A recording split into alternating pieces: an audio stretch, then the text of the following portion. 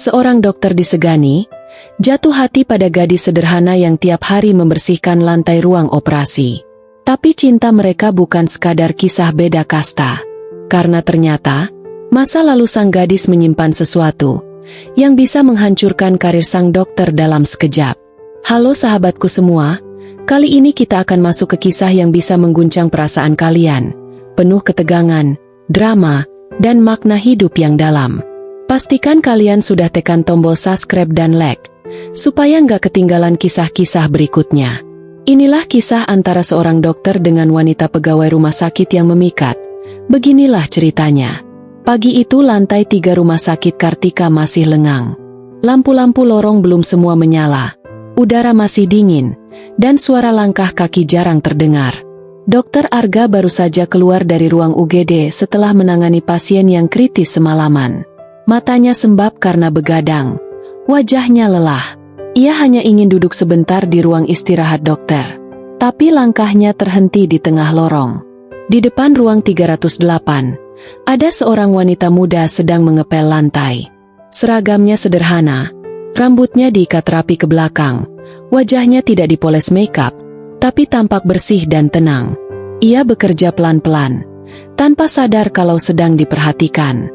"Permisi, Dok," ucapnya lirih saat menyadari kehadiran Arga. Ia geser pelnya ke pinggir dan menunduk sopan. Arga hanya mengangguk kecil, tapi matanya tak bisa lepas darinya. Ada sesuatu yang membuatnya berhenti.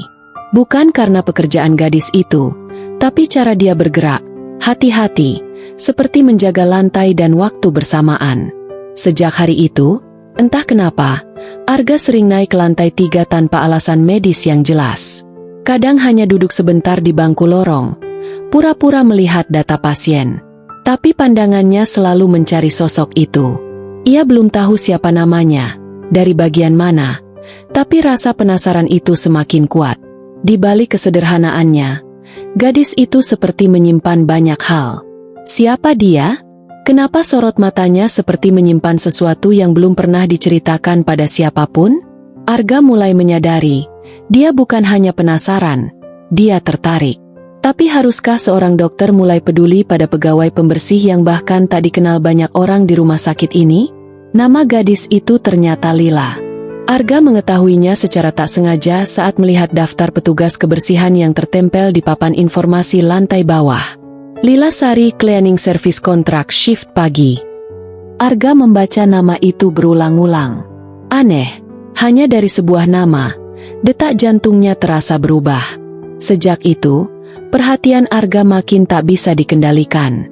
Ia tahu Lila selalu mulai kerja pukul 6 pagi, memulai dari lorong belakang, lalu naik ke ruang perawatan. Ia tahu Lila makan di kantin jam 9, selalu duduk di pojok dekat dispenser. Kadang hanya pesan teh manis dan satu risoles. Arga bukan penguntit, tapi ada sesuatu dalam diri Lila yang membuatnya ingin terus mengamati, ingin tahu lebih banyak. Tapi ia juga sadar, perbedaan di antara mereka sangat mencolok. Arga, dokter lulusan luar negeri, digaji tinggi, dihormati rekan sejawat. Lila, petugas kebersihan kontrak, tanpa gelar, tanpa sorotan. Tapi entah mengapa, saat melihat Lila, Arga merasa nyaman. Tidak seperti saat bersama para suster cantik atau rekan sejawatnya yang penuh basa-basi. Dengan Lila, diam pun terasa cukup. Tapi Arga ragu. Ia takut melangkah terlalu jauh. Bagaimana jika Lila salah paham? Atau lebih buruk, bagaimana jika orang-orang mulai berbicara? Rumah sakit penuh telinga, dan status sosial bisa mengubah segalanya. Tapi rasa ingin tahu itu makin mengganggu. Siapa sebenarnya Lila? Kenapa ia bekerja seolah tidak ingin terlihat, tapi justru paling mencuri perhatian? Arga belum tahu bahwa mendekati Lila bukan sekadar soal hati, tapi akan membawanya ke dalam pusaran konflik yang lebih rumit dari yang pernah ia bayangkan. Malam itu hujan turun deras. Angin menerpa kaca-kaca rumah sakit, membuat suasana makin sunyi dan menekan. Arga masih berjaga di ICU. Sejak sore, pasien terus berdatangan. Seorang anak demam tinggi, lalu seorang ibu yang kolaps karena tekanan darah. Waktu menunjukkan hampir jam 2 pagi saat Arga memutuskan keluar sebentar untuk mengambil kopi di vending machine lantai bawah.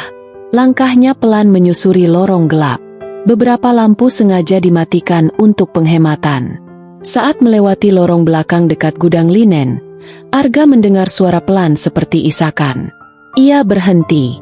Menoleh. Di sudut lorong, duduk seseorang yang memegangi kakinya sambil meringis. Lila. Gadis itu tampak terkejut. Ia buru-buru menyeka air matanya. Maaf, dok. Saya cuma kepleset barusan. Gak apa-apa, saya bisa jalan lagi nanti. Katanya terbatas sambil menahan sakit. Arga tak banyak bicara. Ia jongkok, memeriksa pergelangan kaki Lila yang mulai membengkak. Tanpa meminta izin, ia langsung mengangkat Lila dalam gendongannya. Dok, jangan, saya berat. Lila panik, wajahnya merah menahan malu. Tapi Arga tak peduli. Ia tahu ini bukan sekadar cedera biasa. Ia membawa Lila ke ruang perawatan yang kosong, menidurkannya pelan, lalu mengambil alat kompres dan salep penghilang bengkak. Sepanjang proses itu, Lila lebih banyak diam, tapi air matanya terus mengalir pelan. Arga tahu, yang sakit bukan hanya kakinya. Ada luka lain yang disimpan dalam diam. Malam itu, batas antara dokter dan petugas kebersihan mulai kabur. Ada momen di mana keduanya saling diam tapi mengerti. Tapi Arga juga sadar, ia sudah melangkah terlalu dalam. Dan ketika seseorang seperti Lila menangis sendirian di lorong gelap, pasti ada alasan besar yang belum terungkap. Dan Arga makin ingin tahu, luka macam apa yang sebenarnya disembunyikan gadis itu? Sejak malam itu, hubungan Arga dan Lila mulai berubah. Tidak ada kata-kata yang menjelaskan, tapi sikap mereka tak lagi seperti dua orang asing. Sesekali Lila tersenyum saat melihat Arga melintas di lorong. Arga pun tak lagi menahan diri untuk sekadar menyapa, atau menanyakan hal sepele seperti, "Udah makan?"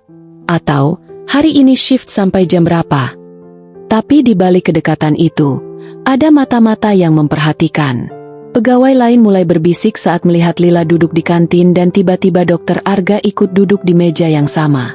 Beberapa suster senior bahkan terang-terangan menunjukkan ketidaksukaan. "Cepet banget naik kelas ya si Lila," bisik seorang suster di lorong saat Lila lewat. Lila hanya bisa menunduk. Mulutnya terkatup rapat, tapi hatinya bergemuruh. Ia tak pernah minta perhatian Arga, apalagi sampai dekat. Tapi kenapa sekarang dirinya justru jadi bahan omongan? Suatu sore, saat Lila sedang mengepel lantai ruang perawatan, Arga datang menghampiri. Belum sempat bicara, Lila langsung memotong. "Tolong, dok, jangan ke saya lagi di jam kerja." Arga kaget. "Kenapa?" tanyanya pelan. Lila menatapnya sejenak. "Saya cuma pegawai kebersihan. Sekali saya salah langkah, semua orang anggap saya penggoda. Nama saya gampang kotor. Dok, beda sama dokter." Arga diam. Perkataannya menohok. Tapi dia juga tahu, ini bukan tentang gengsi. Ini tentang beban sosial yang berat sebelah. Tentang perempuan biasa yang dicibir hanya karena didekati pria dengan status tinggi. Namun, Arga tak bisa begitu saja mundur. "Kalau saya nggak peduli, kenapa kamu harus takut?" tanyanya pelan. Lila menunduk. "Karena saya yang akan disalahkan duluan." Saat itu Arga sadar, perasaannya terhadap Lila tak bisa disembunyikan lagi. Tapi dia juga tahu, kalau ingin melanjutkan ini, dia harus siap menanggung konsekuensi yang tidak kecil. Tak butuh waktu lama, gosip kedekatan Arga dan Lila sampai ke telinga atasan. Pagi itu, saat Arga baru saja selesai visit pasien VIP, ia dipanggil ke ruang direktur rumah sakit, Pak Rendra. Ruangannya dingin, rapi, dan beraroma kopi pahit. Tapi suasananya jelas tak bersahabat. "Dokter Arga," ucap Pak Rendra sambil melipat tangan di atas meja. "Saya dengar, akhir-akhir ini Anda sering terlihat terlalu akrab dengan salah satu cleaning service kita." Arga menahan napas. Ia tahu ini akan terjadi cepat atau lambat. Tapi tetap saja, rasanya tidak adil. Kalau maksud Bapak Lila, iya, saya hanya bersikap baik. Dia mengalami cedera malam itu. Dan saya bantu. Itu saja. Jelas Arga tegas. Pak Rendra mengangguk pelan. Tapi raut wajahnya tetap serius. Saya tahu Anda dokter yang hebat. Tapi tempat ini bukan sekadar rumah sakit. Ini institusi profesional. Semua mata tertuju pada orang seperti Anda.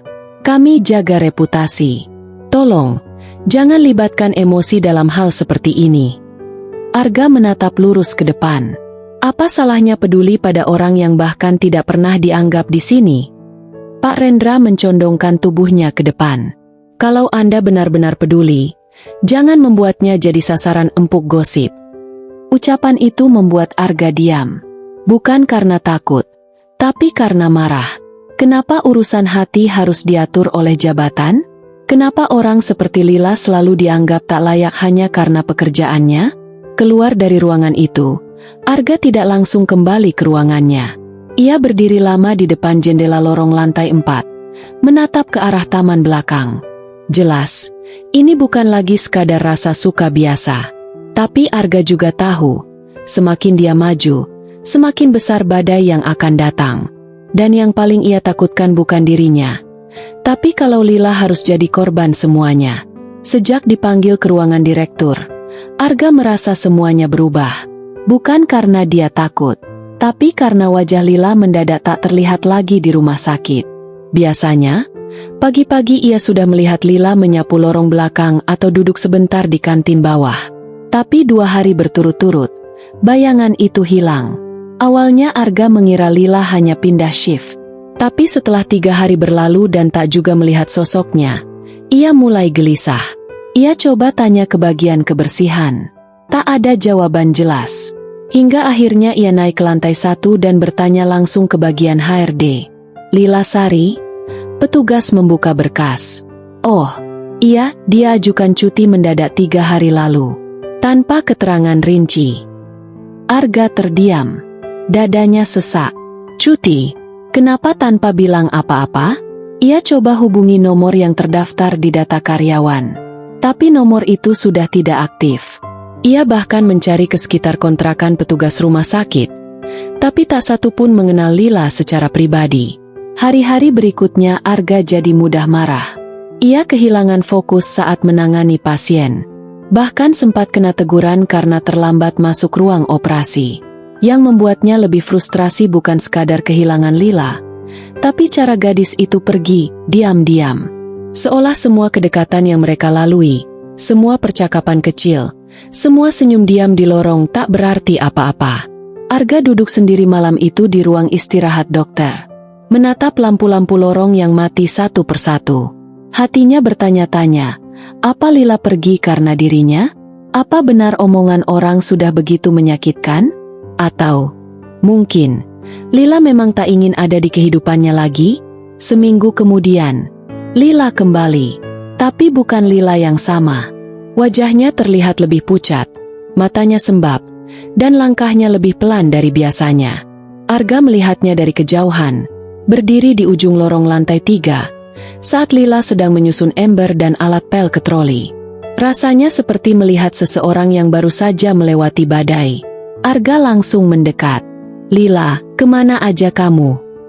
Lila menunduk, menghindari tatapannya. Maaf, Dok. Saya nggak sempat pamit. Ibu saya sakit keras di kampung. Harus saya urus sendiri. Arga ingin bicara lebih jauh, tapi Lila buru-buru mendorong troli dan berlalu. Tak ada ruang untuk basa-basi. Tapi Arga tahu, bukan cuma ibunya yang sakit. Ada luka lain di dalam hati Lila yang belum sembuh.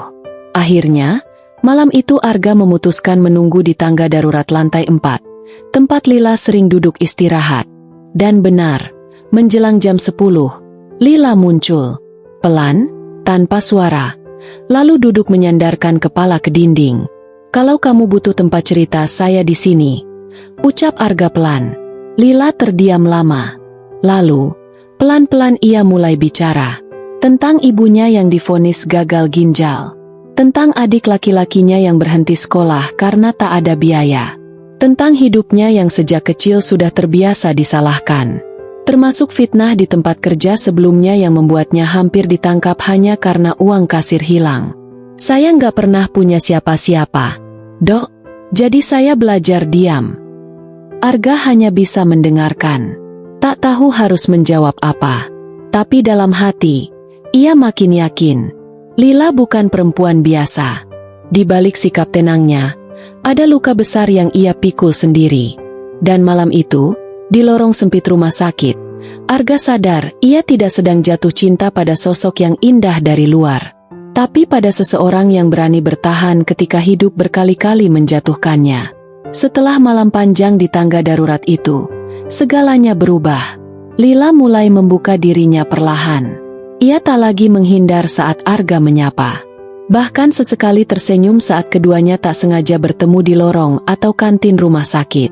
Tapi bukan hanya Lila yang berubah. Arga pun merasakan sesuatu yang selama ini terkunci di dalam dirinya ikut terbuka. Suatu siang, saat rumah sakit sedikit lengang karena jam istirahat, Arga mengajak Lila duduk di bangku taman belakang. Tempat itu jarang dipakai orang. Hanya ada beberapa pohon terembesi tua dan bangku beton yang mulai kusam. Di sanalah, untuk pertama kalinya, Arga bercerita tentang dirinya. "Ayah saya dulu sopir taksi," katanya perlahan. "Saya sekolah pakai beasiswa. Dulu tiap hari jalan kaki 2 kilo buat sampai ke sekolah." Lila menatapnya dengan tatapan heran. "Saya kira dokter hidupnya selalu enak." Arga tersenyum tipis. "Enak setelah capeknya luar biasa. Nggak semua dokter lahir dari keluarga kaya. Sama seperti kamu, saya juga pernah diremehkan." Lila terdiam. Kata-kata itu menempel di kepalanya. Ini kali pertama ada seseorang yang bicara padanya tanpa mengasihani, tapi juga tidak menggurui. "Saya tahu hidup kamu berat, Lila, tapi kamu kuat.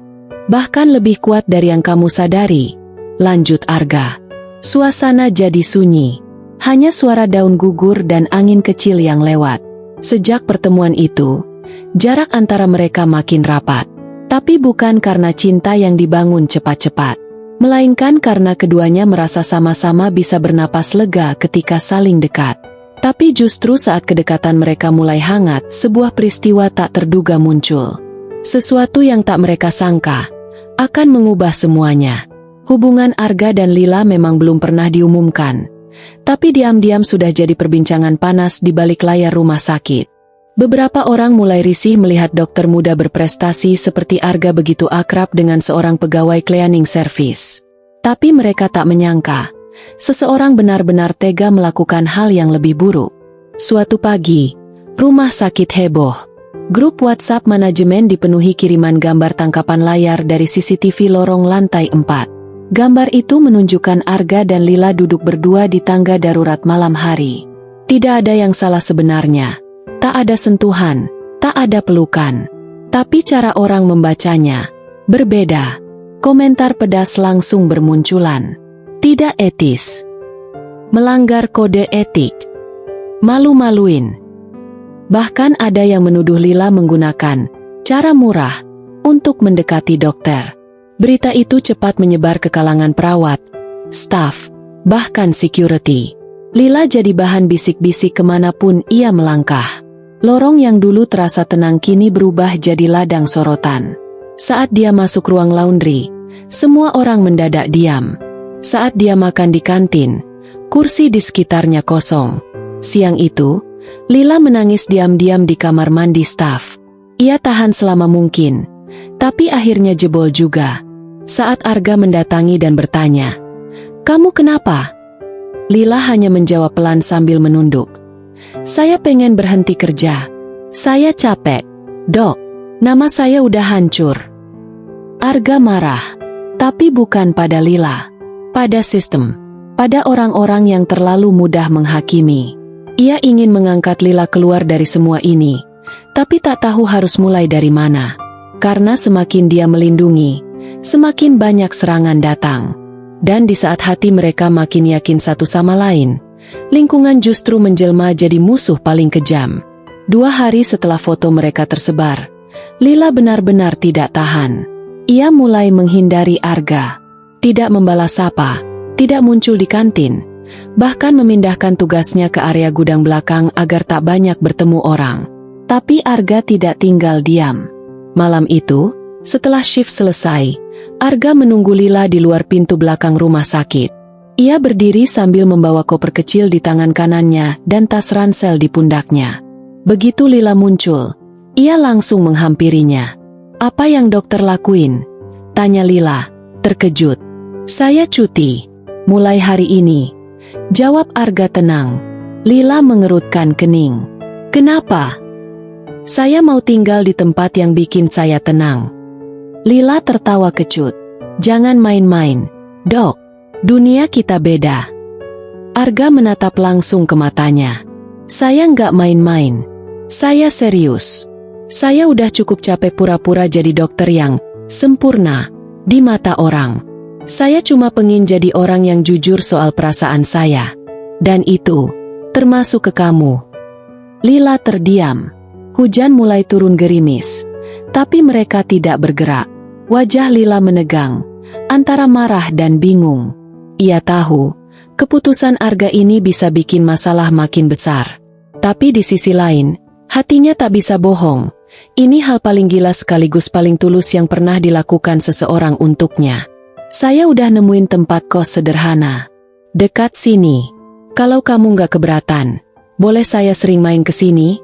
tanya Arga, hampir tanpa jeda. Lila masih diam, tapi air matanya mulai turun. Entah karena gerimis atau karena emosinya sudah tidak tertahan lagi. "Saya takut, Dok.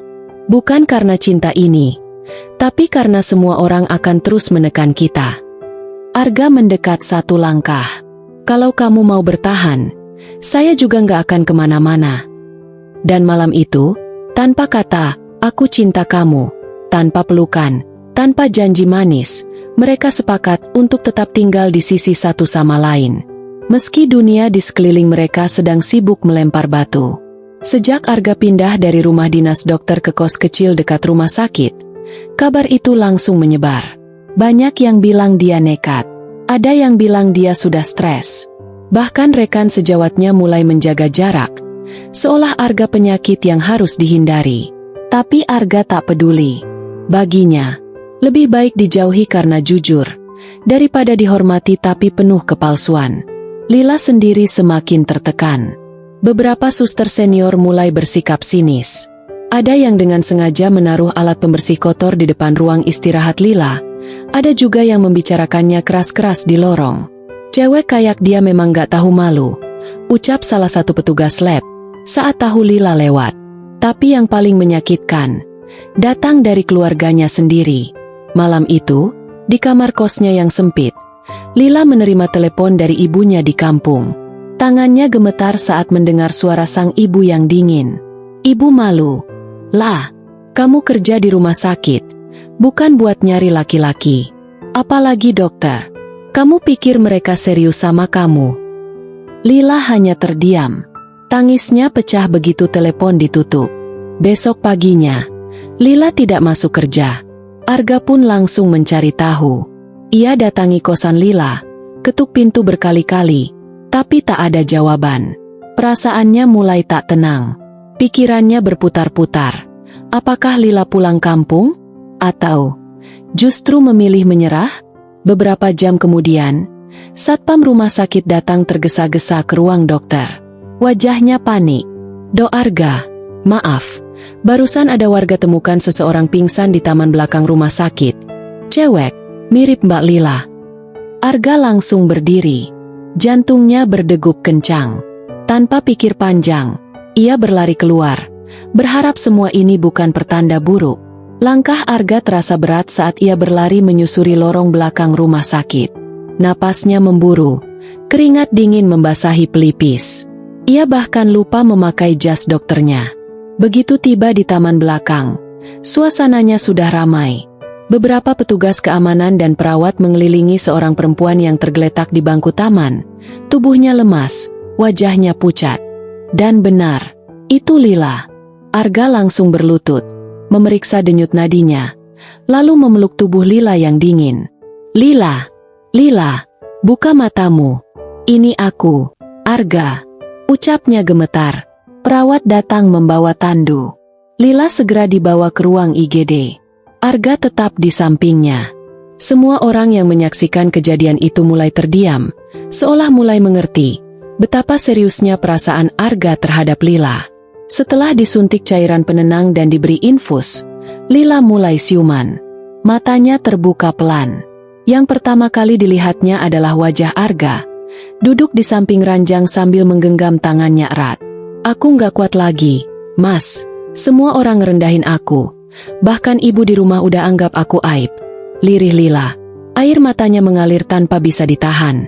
Arga mendekatkan wajahnya. "Dengar aku baik-baik. Li, aku tahu kamu kuat. Tapi kamu juga manusia. Dan mulai sekarang, kamu nggak sendirian. Aku di sini. Aku nggak akan ninggalin kamu, apapun yang terjadi." Lila menatap mata Arga. Untuk pertama kalinya, ia melihat ketulusan yang tak terbantahkan. Namun belum sempat ia menjawab, tiba-tiba pintu ruangan terbuka. Seorang wanita berumur dengan raut wajah tegas masuk, diikuti dua pria muda. Langsung menuju ke ranjang Lila. "Lila, kamu ikut saya pulang sekarang juga," bentak wanita itu. Ternyata, itu ibunya. Suasana langsung tegang. Arga berdiri, menahan langkah wanita itu. "Ibu tenang dulu. Lila butuh istirahat," ucap Arga dengan nada tegas. "Siapa kamu ini berani ngatur-ngatur saya? Kamu pikir Lila ini siapa?" Lila gemetar. Tubuhnya masih lemah. Tapi ia tahu, inilah momen terberat yang harus ia hadapi. Suasana ruang rawat mendadak seperti medan perang. Arga berdiri di antara Lila dan ibunya, mencoba meredakan ketegangan. Tapi sorot mata ibu Lila tajam seperti silet. Ia menunjuk-nunjuk wajah Arga. "Kamu pikir kamu siapa? Hah? Hanya karena kamu dokter, kamu bisa bawa anak saya seenaknya?" Arga mencoba menahan diri. "Saya memang dokter, Bu. Tapi saya juga laki-laki yang serius dengan Lila.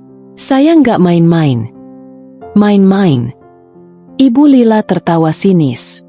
"Kamu laki-laki tua. Lila itu cuma tukang bersih-bersih. Kamu pikir kamu pantas sama dia?" Lila tertunduk, tapi air matanya kembali tumpah.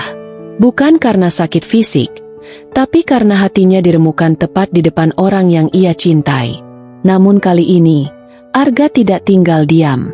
Ia berdiri lebih dekat ke ranjang, memegang tangan Lila di depan ibunya. "Saya memang lebih tua, tapi saya nggak pernah lihat Lila dari statusnya. Saya lihat dari hatinya." Kata-kata Arga membuat semua orang di ruangan itu terdiam. Tapi ibu Lila tidak menyerah. "Saya nggak peduli seberapa mulia hatinya. Saya yang lahirin dia. Saya yang berhak tentuin hidupnya. Kalau kamu masih mau urus dia, kamu harus nikahi dia sekarang juga." Semua orang langsung terhenyak. Arga diam sejenak. Ia menatap Lila, lalu ibunya. "Kalau itu yang ibu mau, saya siap. Tapi bukan karena terpaksa. Saya nikahi Lila karena saya cinta." Lila membelalakan mata, masih tak percaya apa yang baru saja ia dengar. Ia ingin menjawab, tapi bibirnya keluh. Namun sebelum ia sempat berkata apa-apa, salah satu pria yang tadi ikut masuk, ternyata kakaknya, melangkah maju dan berkata, "Nikah sama dia? Nggak semudah itu. Kamu harus lewatin aku dulu." Arga menoleh. "Maksud kamu? Kalau kamu memang serius, buktiin. Jangan cuma omong kosong." Detik itu juga, Arga sadar cintanya pada Lila bukan hanya soal perasaan, tapi tentang perjuangan panjang yang belum selesai.